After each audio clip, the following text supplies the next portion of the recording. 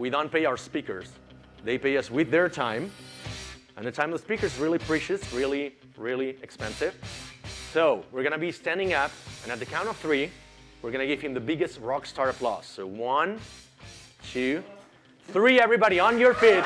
Give it up for Alex Huertas.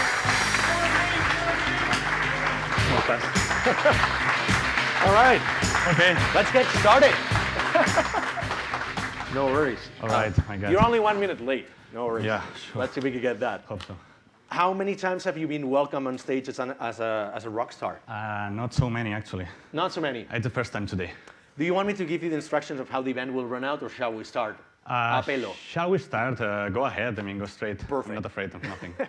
I didn't introduce this gentleman, so basically he is the co-founder of Northweek, one of the first, I would call it digital native brands you created a few years back. What we're going to be talking here today is that they were absorbed by one of their competitors called Huertas in 2017, back in those turbulent days when they were like, everybody was going ape nuts about the sunglasses and lifestyle and all of these, like, you know, it was more like brands selling a lifestyle. We can go into that.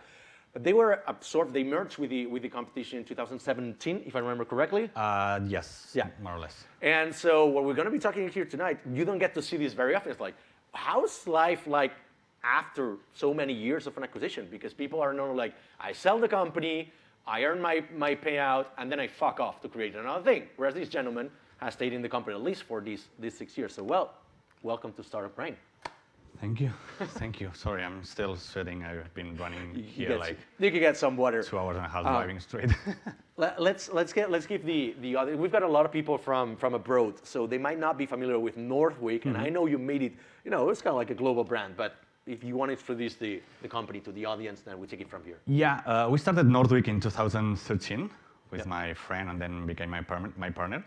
And it was just a sunglasses brand, because we found at that time we were running small business, like a tricky business right before in high school and so. We'll get into that, don't worry. Okay, perfect. And when we were like 18, 19 years old, we decided to make something established, no? And you know, not just to buy and sell, just to make a brand, make a company as itself. And we were looking for which kind of products we could make it. And we found that the sunglasses has, back in time, the thing that if you wanted back in time one good sunglasses, you need to go to an optic shop, and you have to pay like 120 euros for a Oakley, Ray-Ban, Carrera, Persol, blah, blah, blah. And there were no way to get it cheaper. If you wanted nice sunglasses, stylish ones for young people, but you cannot afford that amount of money, you will fight. I mean, you should be going to the people in the beach with the blanket and buy it from there for 10 euros, no? Or as a replica, you know? Mm-hmm. So we started to figure out why the sunglasses are so expensive, and we didn't find nothing. I mean, there were no matter about why the sunglasses were so expensive, and we decided to make the sunglasses brand. We started buying 2,000 pieces. And we started to selling to our friends, and then to the friends of our friends, and then to the family, and then to more family, and then to people that we don't know. And the company, in so short period of time, became so well known, so famous, kind of famous here in Spain, and very profitable. So we decided to put everything on it, and 10 years almost. Because you bootstrapped it, because there's a very interesting point here that you mentioned. It's like you didn't go for investment. You bought 2,000 sunglasses. Yeah. It's not like you can shell out some, you know, I don't know how much money you paid for that. Not a lot of people has got this money. So how did you get this money? Well, and how did you know that there was sufficient margin for you to finance the company? The thing is, like, when we say like, when we say like, we bought at the beginning 2,000 pieces, it's not because we had the money for 2,000 pieces. It has a story. We wanted 8 different colors of frames of the sunglasses. Okay. So the factory we found here in Spain, which obviously were producing in China, but there was like kind of middlemen, they asked us at least 300 pieces each color. Okay. So we wanted 8. We need to buy like 2,400 pieces. Yeah. And as we were so smart back in time, we decided to produce it and bring to our place and assemble it. Okay. So the frames, the right temples, the left temples, and the lenses, all separately.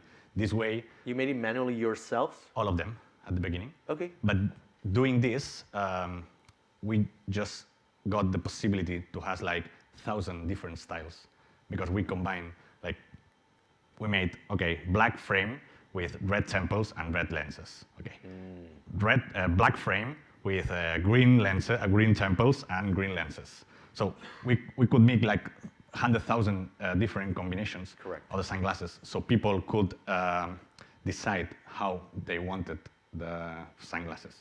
Which at the beginning, it does scale. Like you can say, oh, I get one. I don't remember like how many orders did you get for the first day. It's like, oh, we had 10 orders. I'm going to be assembling them in a day. But I assume that there comes a day in which you have like 1,000 requests through the website. Like you cannot assemble 1,000. Of course, this was the very first order and the few following orders. Then obviously when we had like free time, we spent that time assembling sunglasses. That the most selling pieces, the most selling options, we assembled in advance. So when someone comes to, I want the all black, we got like 100 all blacks already assembled because we did it in advance. How many hours did you work a day to do that? Well, in that time, I remember that I think we were starting the university. So we spent the whole morning doing, because Hector and me, my partner, went to the university by evening. Yeah. So like a kind of night university. So we spent the whole mornings and afternoons working on it. Then we went to the university, and then a lot of days come back to the Hector's place, the Hector garage, to keep working, to keep replying emails, to keep sending pieces, to keep doing everything. So you didn't party during the uni times? We didn't party? You didn't party? No. I don't know. Like, I woke up in the morning. We really did. But right. but it's a funny thing because one thing I was getting worried. No. The thing is, one nice thing it was we spent 9 months preparing the company.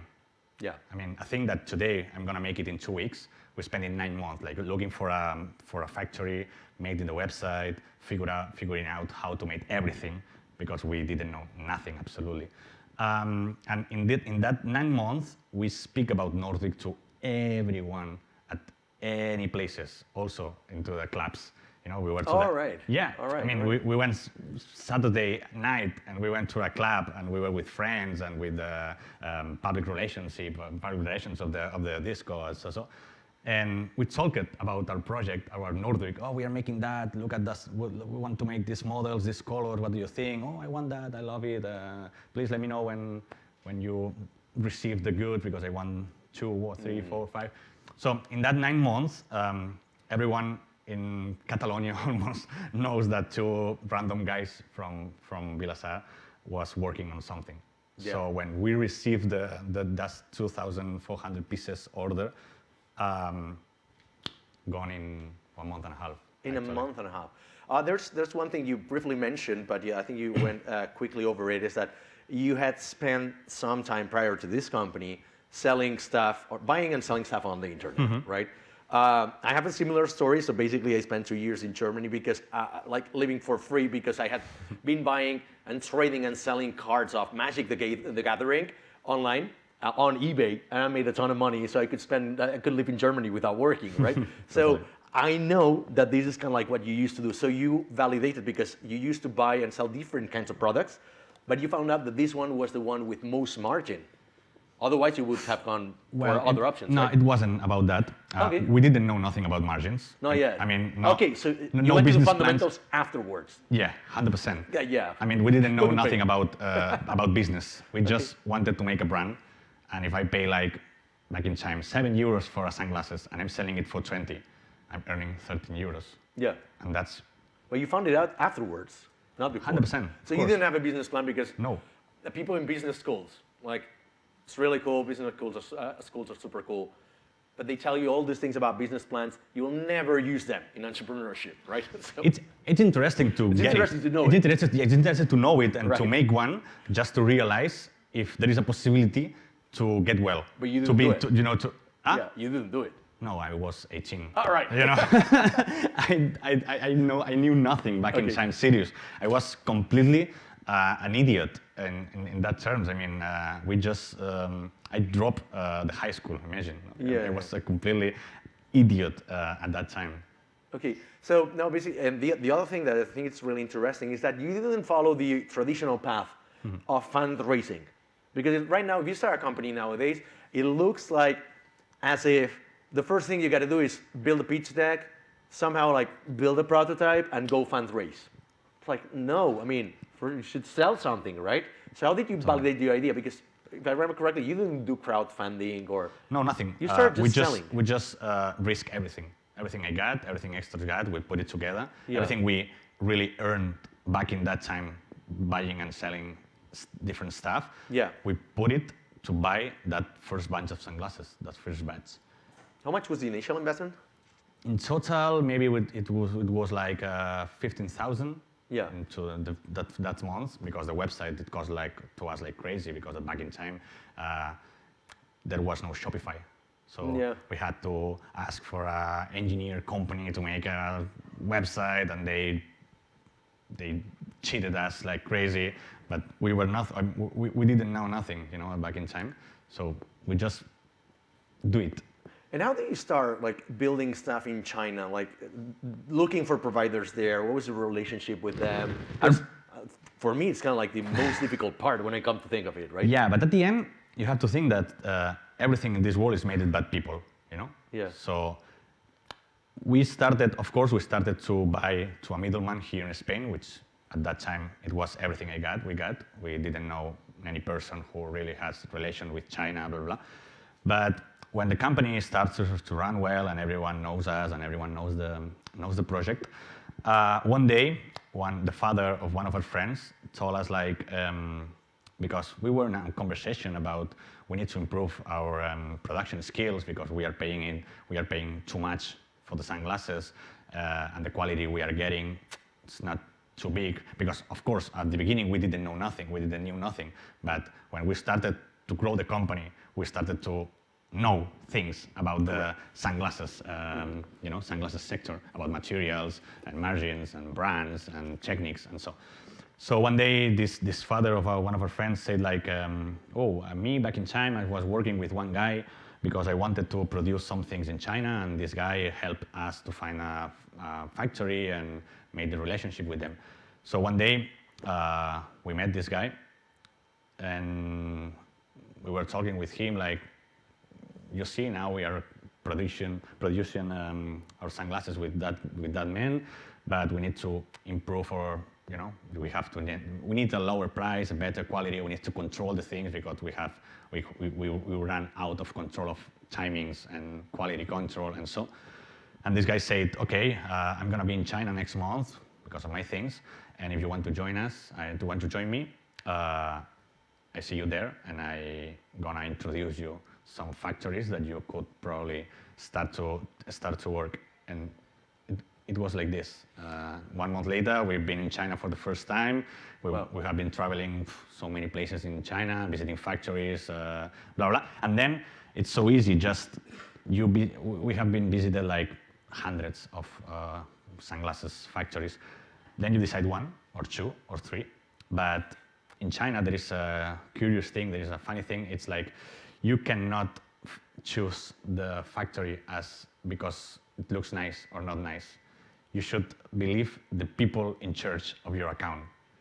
Okay. I mean, the factory could be a shit, yeah. But if the man or the woman who is in charge of you, like to relate with you, the communication, the English, the efforts, the transparency, blah, blah, this is what really matters, not how the factory looks like. I mean, we try to work with doesn't sound very well. With NASA factories, yeah. And at the end was right. what was the worst. I mean, bad quality control, problems, delays, lack of communication, and then sometimes I tried to work with the most shitty factory in the whole China, like dirty and super bad looking, and they were So it's kind of like bars in Barcelona, that the worse they look, Yeah, the better the food is. Exactly, exactly. It's a kind of like this, yes. If it looks super fancy, you're gonna be screwed over. 100%. Anyways, And it's gonna be expensive. and it's gonna be fucking expensive. Maybe you don't even get your food in time. So from here, then you basically start selling sunglasses like crazy. You scale up, and all of a sudden, in a radius of 200 kilometers, we had Huertas, Northweek, and Meller. Probably there were others, right? But all of them, like between Barcelona and Valencia, competing against each other, everyone creating a lifestyle, and it starts getting a little bit messy, a little bit naughty, right? It's like kind of like not fighting, but having this dispute. Trash talking, no? Like, There was trash talking a little bit, yeah. Absolutely. The reason I bring this up is because I'm a huge fan of the Eat Nick podcast. I don't know if you know it, but Eat Nick is like a great community for entrepreneurs here, and they interviewed one of the founders of Huertas, their competitors, their acquisitors, last week. Yeah, And I watch it. You watch it? Yeah. Okay. They mentioned you. They said something. Yeah. I want to know that part. Really funny thing. Basically, they said that they got like an email from, how would you call Hacienda in English, right? IRS. Yeah, the Spanish equivalent of IRS, saying like, hey, you should cease and desist because you're doing this is fraud, this is a scam. And they're like, what the fuck? You know, it's like, we're doing everything okay. And so they went and checked with their lawyers or something, and they kind of like said, or they didn't say, but they kind of like suggested that it came from you, from your company. Yeah, okay. It was. I think it was Hector. I think it was my partner. So you can confirm. Who really thought that? Perfect. But I think it was me who sent it because at that time I found like an application, like how to say, like computer program that you were able to send emails with not the subject, the email itself, the email address, at blah blah blah.com. Yeah. Whichever. So we send like hacienda@hacienda.com. You know? And it was. I mean, everybody can do that. Like, no, please don't do that. Don't do it. Don't but do like, it. email protocol is very easy to hack. Yeah, and we did it. Yeah, just because. We don't know. You did it. Okay. It was funny back in time. Then I forgot it, and then one day. You didn't think about the legal consequences, right? No, not really. Absolutely not. Okay. Absolutely not. But it was funny because we totally forgot that because it was at the very, very, very beginning. And one day we were dining with David and with the Huertas founders. Yeah. 3, 4, 5 years ago, when we became friends again, and they told us like, "Hey, son of a bitch, you sent that thing," and at that time I thought like we didn't. And I look at Hector, and he said, yes. And I say, okay. Were you drunk when you did that? Sounds like the kind of thing I would do when I'm drunk. I cannot remember at what time, and which moment we made that. We did that. I don't know. Okay. I thought you were going to be like, no, like, I cannot comment on that. Like, no, it didn't happen. So thank you for the transparency. Like, at which point do you go from, kind of like sending these false emails and scam to your competitors, and then initiating talks to be acquired?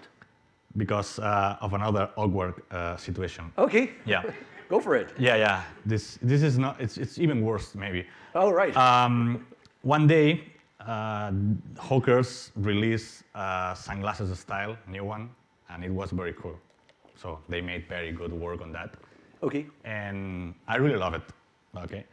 And in Northweek, I was always in charge of new styles, new seasons, what's the colors we're gonna make, what's the styles we're gonna produce, materials, blah, blah, blah, okay? But back in time, maybe I was so lazy. So they released a very nice, cool style, and I said, wow, it's super nice. Why not to copy? Yeah, so. I mean, it's not worse than what you did before. Well, wait. I mean, the expectations were. Yeah, wait. So I bought some pieces from them, and I received that, and I said, okay, it's very well made. And I sent to my factory, and I said, copy the same. Just change Huertas by Northweek. So you knock next door, and they're like, hey, can you do this? Like this. And, well, we changed the way we placed the logo. They used one technique. On top of theirs. No, they just used one technique of the application of the logo, and they made something different. Yeah. It's not the same. And of course not. Wait. Northwalkers. We produce it like a lot, but like a lot. What's a lot? Can you quantify? I don't know, a lot of thousands, like Okay. 20,000 pieces back in Okay. time, but I'm talking about 2015. Yeah, So yeah. it's a long time ago. And we received the goods, we made the campaign, we released it 30 seconds later, a call, no, not a call, a WhatsApp from the founder of the Hawker of Hawkers saying, what the hell are you doing? You are crazy? Literally that, yeah. We didn't answer, and 2 minutes later it says, you guys are fucked. Okay. And then we start to realize that maybe we made something bad. Maybe. And, yeah, and Alex, with Alex Hoggers, doesn't quit, and he started to talk like, you're really fucked, you're crazy, what the hell are you doing? We're gonna sue you, we're gonna ruin your life, we're gonna ruin your company. Like, so rude, like, because they are from Elche, you know? Yeah. So, I mean, remember Jersey Shore? So they shot the Spanish equivalent close to that place. yeah, exactly. For Yeah. reference and for context. So yeah. And so we started to think that we made it wrong, and we call our lawyers, and we said, look, I'm surprised you even had lawyers at this point, but yeah. PricewaterhouseCoopers. Oh Imagine. wow, look at that. Crazy. Back in time, 2015, we Look were at like, you. wow, on the Okay. top. I mean, we're spending a lot of money on lawyers. Okay. And Yeah, no wonder. yeah, so we called them and we said, okay, that's what happened. We don't know what to do. And they say, but what the hell are you doing? I mean, no one's thought before to do that it's probably something bad. And they say, please remove everything from your website. Remove everything. And then they say like, we don't really think they can sue you because there is no intellectual protection about this kind of styles, because in the fashion industry, the copywriting and so are like, you know, like you see Zara with the designers, all they copying each other. It's so difficult, you know? Yeah, correct. But of course, we decided to retire it from the website. But the atmosphere was strange with them, no? And we were like a bit scared of if sometime later, I don't know, we got a trial or something, no? So we got one advisor back in time. He was also a partner, and he said like, okay, let me, as I'm not involved in the day by day of the company, I'm just, you know, quite distance from you guys, or from the daily things of the company. Let me go to Elche. Let me talk to the guys. That was Christian Rodriguez? Yeah, it was Christian Rodriguez. Yes, yes, exactly. And he grabbed his backpack and he went to them. He seated with 12 founders, friends, directors, a bunch of people from Hawkers. He started to talk about apologize, we made wrong, blah, blah. The guys are so, I don't know how to say arrepentido, but Yeah. they are, you know, Yeah. it's not gonna happen again. And in that conversation, Christian dropped them the idea to why keep fighting between us? Like, we are the top one and top two, or top two or top one sunglasses sellers in Spain. Everyone knows us. And we are getting back to each other, because if we release, I mean, if we made a discount, they make it bigger. If they make a discount, we make it bigger. It was all the time like this. But they were a little bit bigger than you, if I remember correctly? Yeah. Or how big they were? They were like 5 times bigger than us. Oh, 5 times bigger. Yes, Okay. Yeah. always like this. Yeah. And Christian dropped the idea that why not to be together? Why not you guys to acquire Northweek? Yeah. So we incorporated some things of the team, and we worked together. We put into the same table all the ideas, all the strategies, and we're gonna take over the market if we do so, not to fight every day. And they started to think about, and then became reality 1 year after. Just to clear this up, it's not that they are the bad guys in the story. Like, if you know the story of Hawkers, they're not clean. No, It's absolutely not not. entirely clean Absolutely either, not. right? Absolutely not. So it was really crazy. But I remember this like crazy guerrilla tactics in the industry. It was funny to see you guys fighting because it's like, oh, these startup people, like these sunglasses people are just killing each other. Like it was so much fun to see from the outside, right? But it's hard to understand. Let's focus a little bit about what happened afterwards, right? Because what happened is that they acquired you. You are part of their team. You stayed in the company. I don't know if your co-founder stayed in the company, but like, what was?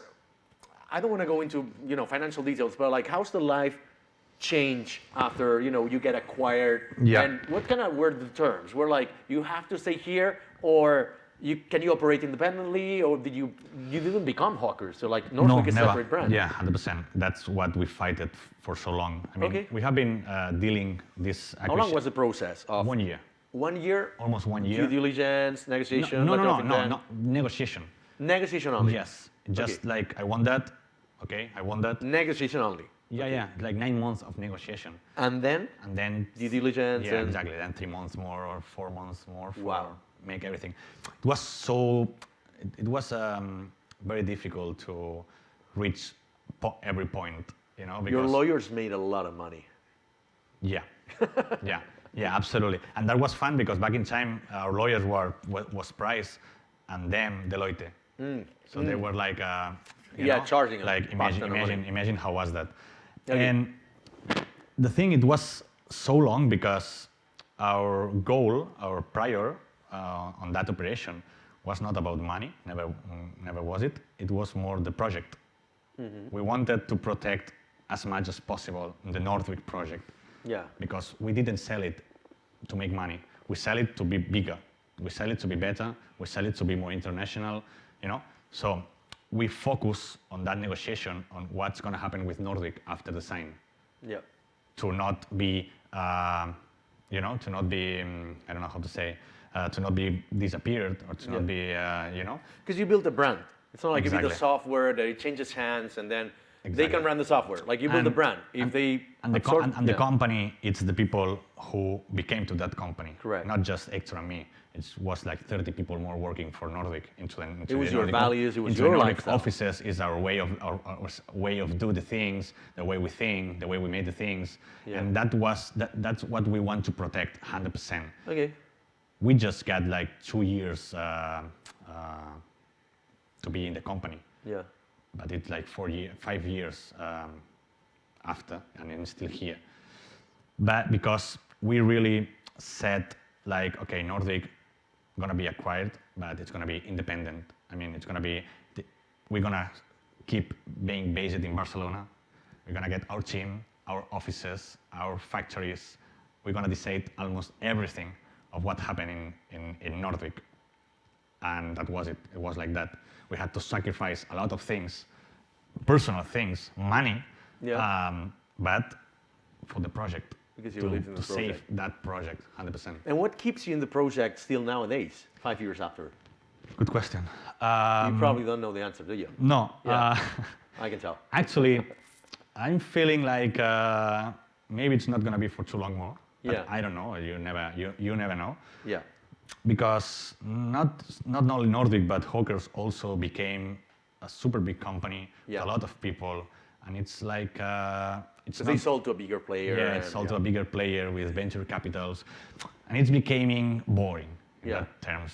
It's like it's not that fast as before. The people who are you communicating, it's not that cool as before. They are more like high class directors, hired from Corte Inglés, hired from Amazon, and that people is so bored, so boring. And they're next door. Yeah. Don't say it very loud. Fucking Movistar, Corte no, I'm Inglés is joking. here. Yeah. And that people knows a lot. Actually, I learned so much, and I'm so grateful to be able to work together with such a great and such experienced people. But it's not as we are used to experience back in time. So you cannot do illegal things. That's what you want to say. one of the points is that. But as we really love so much the company, as we really love so much Nordic, it's more powerful, the love we feel for Nordic, than what's happening inside of our company. No? So that's why maybe I'm here. Of course, I'm enjoying with my brand, with the campaigns we made, with the sponsors. That's the thing that every day keeps me here. Yeah, and I'm pretty sure that you can like try to make things happen, and you know when you're part of a bigger corporation, so to call it, then your powers are reduced, and then your influence is lower, and then you cannot like things go really slow. You cannot do illegal things. You cannot show up drunk at work, things like Exactly. that. But on the other side, like, what were the conditions for you to stay? What were the permanence clauses in the acquisition, if you can disclose it? Like, No, it was just 1 year, 2 years. It was just 2 years. You've been here 5, so clearly you've been enjoying it a little bit. Yeah. Yeah, of course, and I could be being fired tomorrow. Okay. Or today, I didn't check the email. Yeah. So maybe I'm not working maybe anymore. after they see I'm this not video. working anymore into my company. When we publish this video, maybe you will be fired. But yeah. No. Okay. funny. So, but like, what are the kind of projects that you've been able to do within this new organization, like that you couldn't do before? Well, no, I think kind of the same because Northweek doesn't change the way they made the things. We keep our sponsors, we keep our way to make the campaigns, we keep almost everything. Yeah. But now, it's what make it more boring or more like more slowly. It just everything we want to make, it should be. I don't know how to say it exactly in English, to be honest. Right. But it's like it's slowly. I mean, back in time, we wanted to hire someone, and it was like, come on, come up tomorrow, show up, we talk, and you're hired. Okay. Yeah. Now it's not like this. Now it's like human Processes. resources, processes, budgets, you know, that kind of big company things. Yep. That's what really On the changed. other hand, what have you been able to do now that you weren't able to do with Northweek alone? Of course, one of the reasons of that acquisition is to be able, for instance, to use heavy marketing tools, heavy SaaS tools, crazy expensive software that we never had the chance to use it, and Hawkers were using it because they were bigger and they could make it. So the thing to become part of a bigger company is to be able to know, to use, and to experience with new tools, you know, new ways to make the things. And now, and for instance, now it's cool because as we had into the company very great profiles coming from international companies, we are using such a nice tools, such a nice softwares that are using by Movistar or Corte Inglés or super, you know, international companies that a startup has not used it to use that, you know. And it's not usual to use that kind of Salesforce or that kind of software in small companies. No? Have they met the expectations that you had when selling the company? Because that's one of the things. Like they promise you this, and then it's like, I told you this, but sorry, not sorry. Not gonna happen. we have been fighting in some terms the next years after the signs for some details that it wasn't like it's supposed to be. Yeah. But it's normal. I mean, it because is normal. the company it's moving, it's changing, people is changing, you know. So there are some things that you need to say, okay, forget that point, you know. But it's part of the game. But at least they didn't kill your company, because sometimes like, you're That's gonna be the thing, of independent, course. all of this, all of that, whatever. And then it's like, okay, next day after the acquisition, it's like, we're shutting down your company. So Exactly. at least it didn't happen, right? It's like this. And so in that regard, like one thing that really interests me, like I'm particularly interested in one part of M&A, which is the cultural fit, right? So how did you manage to keep your culture inside of another culture that was kind of like the same, but it was different, and you were fighting against each other? So how did you keep your culture? Yeah, of course. And it was a funny thing that people from Hawkers, not the top management, not the founders, because when we became one, they changed his mind, and we really had super nice relationship as a friends and as a partners. But the people below, like the workers or the people working for the company, for Hawkers back in time, they really hate Northweek 100% a lot before the acquisition, okay? Because imagine the guy who is running the ads is trying to put the ads below our ads. And it's like, fuck, that fucking Nordic people is doing it like this. Fuck that Because you were some of the first companies advertising on Instagram and stuff. That like, so you got it really quick. Yeah, And it's, you know, that example, no, for that guy running ads all the days, fighting against us, just to be the first on the advertisement or to spend more, blah blah, no. Yeah. And one day, You get to work. there is no Northweek as a hate; it's Northweek as a brother, no. Yeah. And that's a shock. And Yeah. it's so shocked that people from Hawkers doesn't want to realize that we are the same company, and the hates and the hates, and they were keeping the hates. Yeah. You know. So they didn't see you as a small brother. They saw you like kind of like as a competitor inside the organization. I think that people working every Some day. people, yeah. Some people working on Hawkers, but also on Northweek. I mean, I'm not blaming Hawkers. No, of but course, it's we're like not blaming it. it's so difficult when you hate so much a person, and this person became your brother-in-law. Yeah. It's like, oh, okay. Yeah. It should be time. It's not. It couldn't be that fast. You know, Yeah. we are not gonna love you tomorrow just Yeah. because you are my brother-in-law. You know.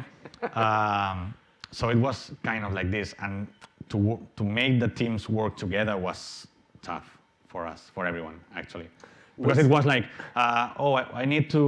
I mean, imagine, no, people from Northweek saying like, I need the access to that tool. I say, okay, call your Hawkers colleague to do so, and that Hawkers colleague doesn't hang the phone, you know, Yeah. or reply the email 1 week later. You know, Kinda like, but also with the Nordic, like, oh, that kind of people from Hawkers is asking me this.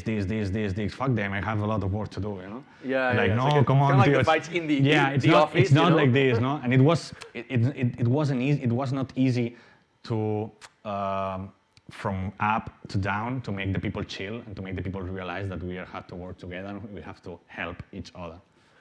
What's the craziest nice. story that you've done with Northweek, legal or illegal, that you can share? No, one of the best memories I got from Northweek journey, it's when we sold the company to Hawkers and we agreed and we signed Yeah. in that. More like a crazy experiment. I wanted to ask. Something crazy. So like, this is never gonna work. Boom. Well, nice. Kind of like Hawkers, they went to the Los Angeles Lakers, if I remember Yeah. correctly, and they're like, we want to sponsor the team, but actually Well- they only sponsor the social media or something like that, I and they think- become like a sponsor. Well, the dumbest thing we made, it's like to copy that sunglasses style from Hawkers, and then Yeah. we just got acquired by them. No? That was pretty successful. Could be one of them. But about the memories and so, I got one of the highlights. It was when we really signed the contract. We signed the acquisition. We went all together to Las Vegas to celebrate it together with the Hawkers crew, and that was. Must have been very expensive. I didn't pay nothing. I mean, knowing the Hawkers guy, I know the Hawkers guys. I know. It was probably very expensive. But yeah, 100%. Those people are really crazy. They are. They were so crazy back in time, and we really had very nice times together in United So States. you're in good relationship with them, like with the founders. Like there's Yeah. no fight between the founders now. Absolutely not. It's only between the marketing people competing. Back with in you. time, yes. Yeah, back in time. Yeah. Back in time. What was your worst day at the office? Remember your lowest point in your career? You're like, just ready to quit. I don't know. I'm super positive person, and sometimes I got asked about what's the worst happened to Northweek or what's the worst happened to you as an entrepreneur. I don't know. Okay. I mean, I got nothing in my mind that it was so worst.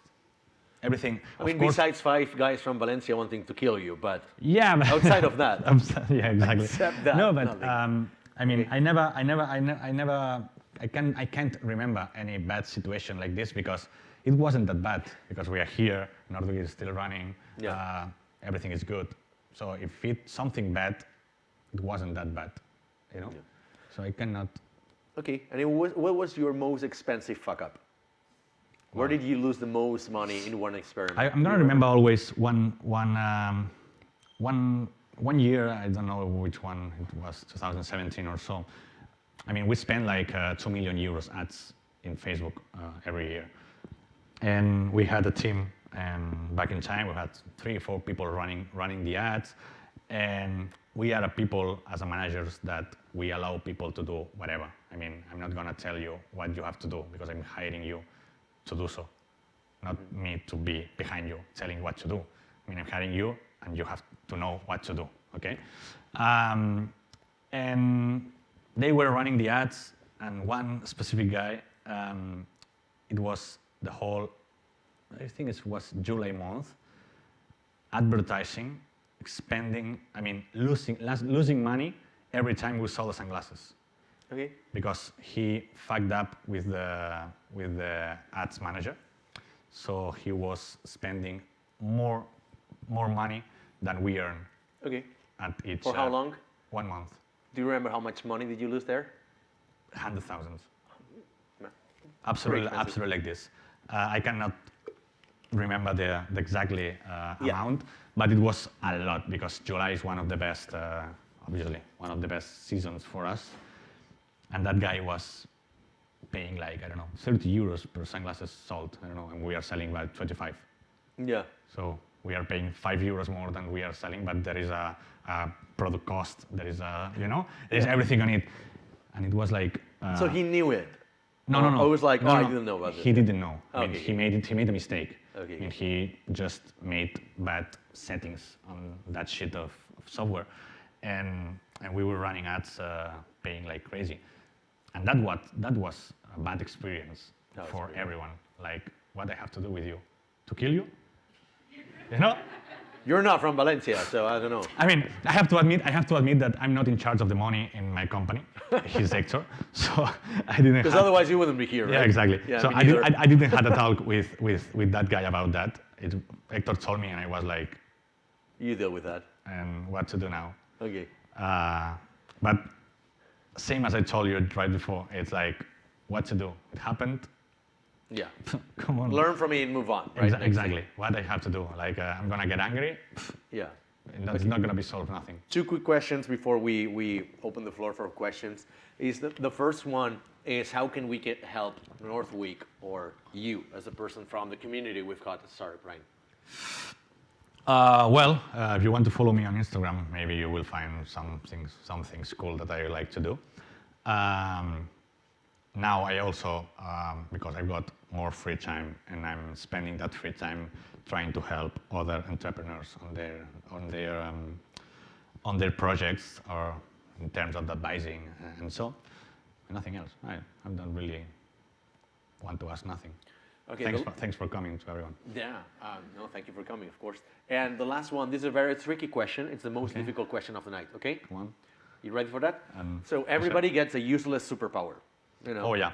It's not a useful superpower, like flying, invisibility, all that shit. No, that's cool, it's useful. What is your useless superpower? Something you do every day, but it's fucking useless. It's like, why do I do this for? My God. How do I know this? It's a super nice question. I don't really know. I'm trying to know.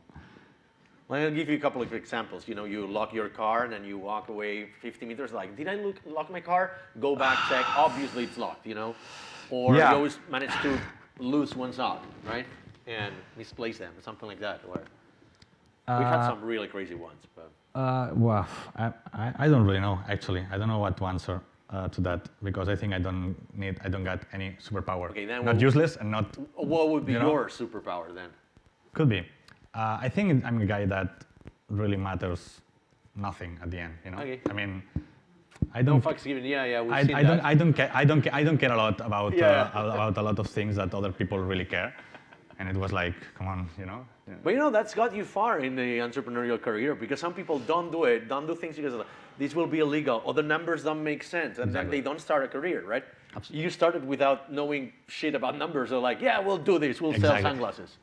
And it worked. Yes, and I can tell you just a quick story. And Go ahead. One day ago, I'm just helping one guy who has a running brand, and he's gonna make a collaboration with Decathlon, which is very nice. Yep. And he had a conversation with them, and I couldn't join because I'm on holidays this week, and he texts me like, hey, they want to know if we can make 9,000 pieces in 1 month and a half. And Of what? Sorry? of how to say it? Of clothing, like running clothing. Yeah. And I said, what did you answer? And I think he said like, he said, I didn't answer yet. So I said, say yes. And he said, but I don't say yes. we're gonna Figure it out. We're gonna find a way. Don't worry. And he said, okay. Okay. I didn't talk anymore with them. Let's see. Fake it till you make it, right? Yeah. I was expecting some stories of fake it till you make it at a certain point, but anyways. Well, thank you very much. Big applause for Alex. For that. Ladies and gentlemen.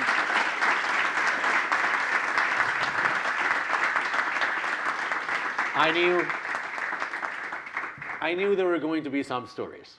And so now that we're going to open the floor for questions. So I don't know. Mark has got the mic over there.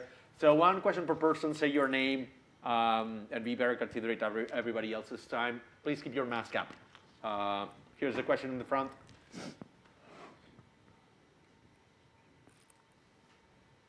Here. Yeah, raise your hand. Yeah. Thank you so much, Alexis, both of you. Really interesting. So what did you do with the 20,000 copied examples with your logo, not their logo? Good question. Yeah, good question. Yes, of course, we retired from the market and we keep it in our warehouse. And when everything with Hawkers went chill, like when we made the agreement and we signed, and so some months later, I remember, it was a conversation like, oh, by the way, I got 20,000 pieces of that sunglasses, you remember? What to do with that? And then we agreed to sell it. I mean, with the permission at this. Of course, there is no sense to keep that stock there, which is very good selling product. But yeah, it was like this. We one day we said like, hey, we got that stuff here stocked, and so, and we called them like, do you remember that story? So we can sell it. Yeah. And they say, yeah, come on, sell it. Good question. When they knew that you were smaller than them. Right? Over there? I mean, I assume you were like kind of like copying each other because that's what happened. You would do something on the website, they would copy it, then you would release a video, they would do it. It was like this all the time. I mean, Yeah. if they made a campaign with something and we made a campaign with another thing similar. If Yeah. we made a discount with influencers, with whatever. influencer, they made the brother. You know, it was all the time like this. It was exhausting. Hello, my name is Jaume. I'm curious about what do you think about what Hawkers did better than you to be 5 times bigger than you? Yeah, it's so easy. That's a good question. They start with Jorge Lorenzo as a stakeholder. Okay, they start with. Which didn't really work out in the end, but if you don't know Well, the but story, his money, yes, really worked out. Yeah, the money Yeah. the money worked out, yeah. So. But they went into legal trouble with him. Then they paid like a lot of money to them to Get him out, get out from the company. So Yeah. basically, in the beginning of the Facebook ads era, they spent like 6 times more money than us. And this difference, we didn't had the chance to, to overtake it because the platform it was becoming tricky and expensive. So we never was able to overtake them in that matters. But of course, they started the company as 4 founders, which these 4 were like 26, 27, 28 years old, even more, with studies, with money, with a background, with companies behind them. Mm-hmm. It's like if I started the company right now, maybe I could be so fast and I could invest a lot and I got so many contacts and I know so many people. And we were like just 2 kids trying to sell some things to our friends. So that's the difference. Thank you. Yeah, congratulations anyway. Over there? Yep. Like going from left to right all the time. Yeah. Hi, I'm Atman. Hi. It's a philosophical question. Do you think that if Hawkers didn't exist, we would be as good as now? Us? I don't think so. When I remember a lot the day that Hawkers released his brand, we started to sell our sunglasses on May of 2013, and they released Hawkers that December, December 2013.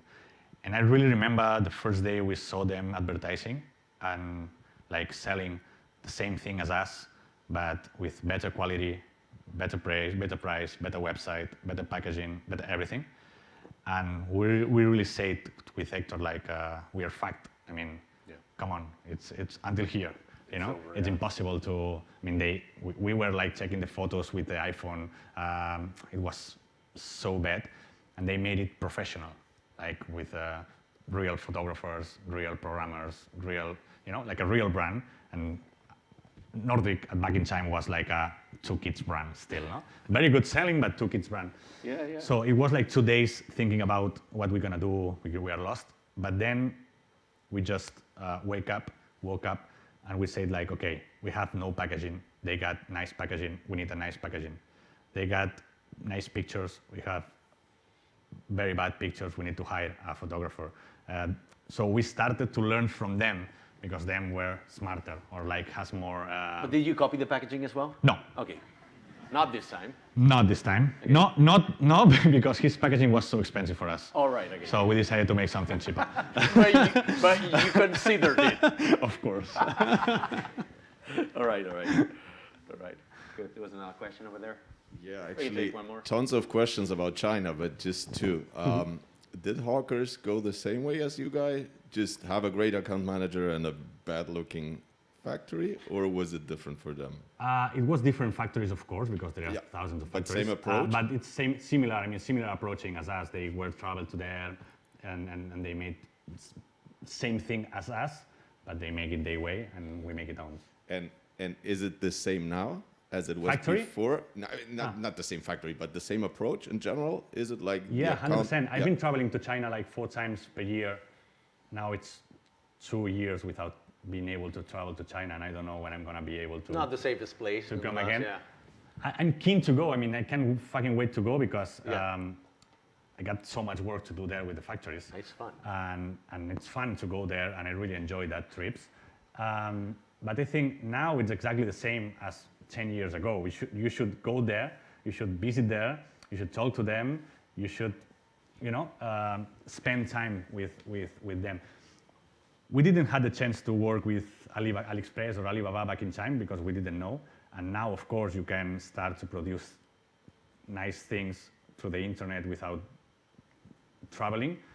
But if you really care about what you are going to do, and if you really want good price, good quality, and everything, you need to go there, you need to meet there, you need to introduce you, and they need to know you.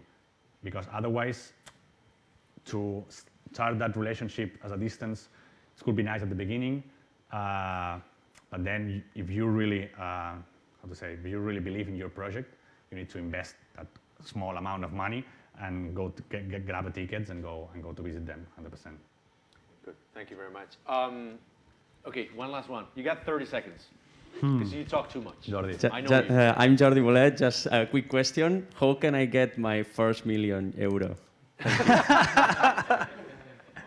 Well, there is like that meme picture, like you say, if you sell like 1,000 euros piece to 1,000 people, you will get. If you sell like 10 euros to. For me, the easiest way is just to get a nice product with nice margin and get people interested in it. It's what I really know how to do, like to create cool things which people are interested to buy. I think that's my point of view. That's what I know. Great. Thank you very much. If you're interested, he actually interviewed Alex in his chapter in Mataró. So if you want to check that one in Spanish, it's on YouTube. Well, that's a wrap. If you're like me, you came here for the beer.